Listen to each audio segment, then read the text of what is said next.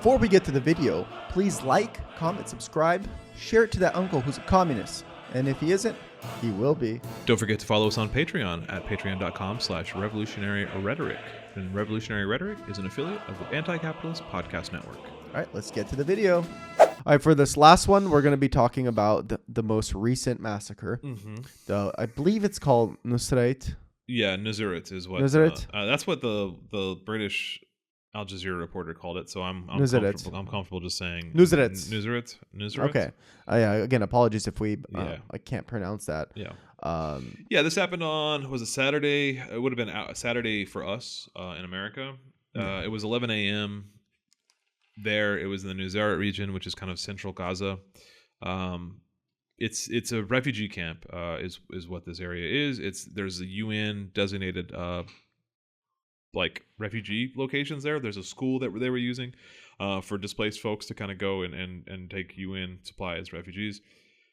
That's what this area is. And so about 11 a.m., a kind of convoy of vehicles roll up. One is an aid truck carrying mattresses and blankets, so that everyone thought was for the Gazans, the displaced Gazans at this refugee camp. It was just it was a truck carrying a bunch of mattresses and blankets. There was also a truck with commercial markings, and then a few more civilian cars, and they all roll in. And ahead of this convoy, heavy bombardment opens up in this refugee area, in this kind of in a market area, like a market square, where people are like, trading and buying goods and stuff. And then reports are kind of varied, but apparently soldiers then spilled out of all of these civilian cars and the aid trucks and kind of went up and down the streets, indiscriminately killing people. Is basically like multiple reports have it that they were essentially just executing people in the streets, indiscriminately shooting anyone nearby. They shot their way to two different locations, two different buildings where hostages were being held. These were some of the Israeli hostages that were taken on October 7th. And what this was an Israeli incursion operation to retrieve some of these hostages. All told, 274 at last count Palestinians were killed, many of them children. The numbers are flaky, but it's at least 64 children were killed.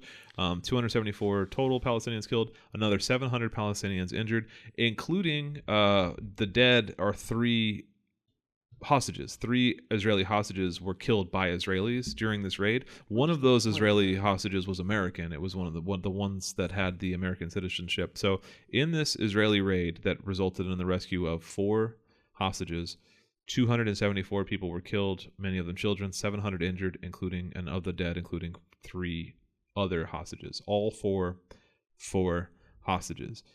And there's a lot of stories that have come out about this, like one using humanitarian aid trucks to kind of go in undercover. Another one bombing a refugee camp, in particular bombing a market area within a refugee camp. 2, indiscriminately shooting anyone you see.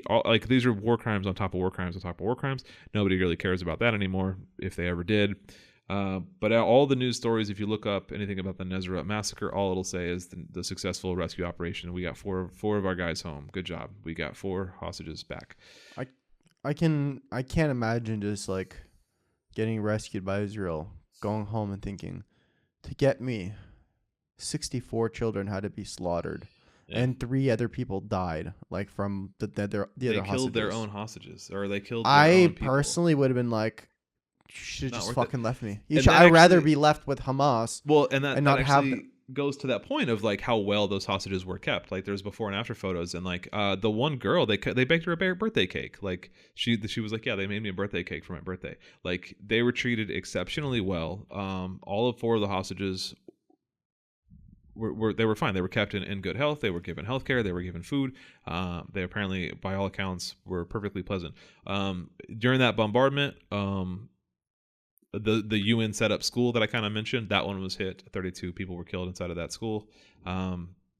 Military vehicles followed the convoy of civilian. After that kind of initial bombardment where the civilian vehicles rolled up, military tanks and military kind of APCs rolled up for backup and support. A helicopter landed. This is all near that U.S. built pier that was built. The fucking collapsed. Helicopter. Well, they rebuilt it, which cost another how many millions of dollars. But a helicopter was landed there. The hostages were placed on the helicopter, and they were able to get out. A lot of people have insinuated or implied that this was a joint operation between Israel and America. There's no evidence to support that directly as of yet, but there's a lot of kind of like circumstantial evidence that America had kind of a hand to play in this. America has a hand to play with the entire obviously, fucking war, like, the whole entire their genocide. munitions and everything. But Why would I even saying, think like, twice about if Yeah. America was part of it? Absolutely, they were. Yeah. Even if they weren't part of it directly, they were part of it indirectly. They supplied the helicopters, they supplied the fucking guns, they whatever. America is directly tied into this, and even if they didn't do it, they fucking did it to me. I don't give a fuck. So there's a lot of angles to talk about here. One Yeah. is using aid trucks. This once again makes it's a win-win for Israel and for America because it makes Palestinians wary of approaching aid trucks now that they've been like essentially like like they're It's very true. a decoy.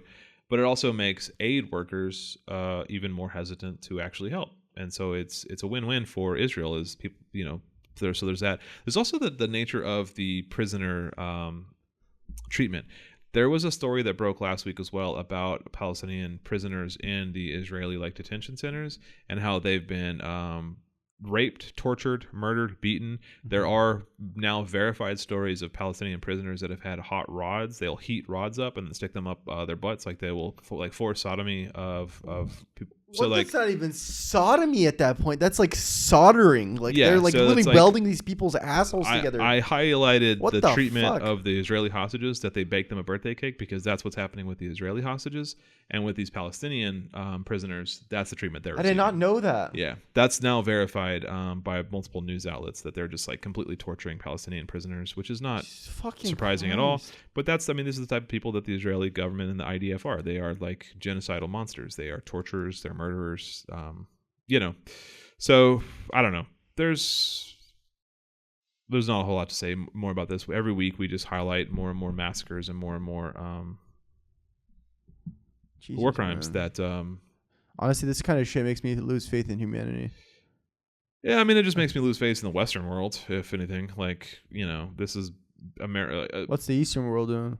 What's the rest of the world doing? Nobody's doing anything. Watching. I mean, Hezbollah's firing rockets, I guess. Houthis Fuck sinking some yeah. ships. The Middle Eastern world, they're doing it, I guess. Fuck yeah, dude.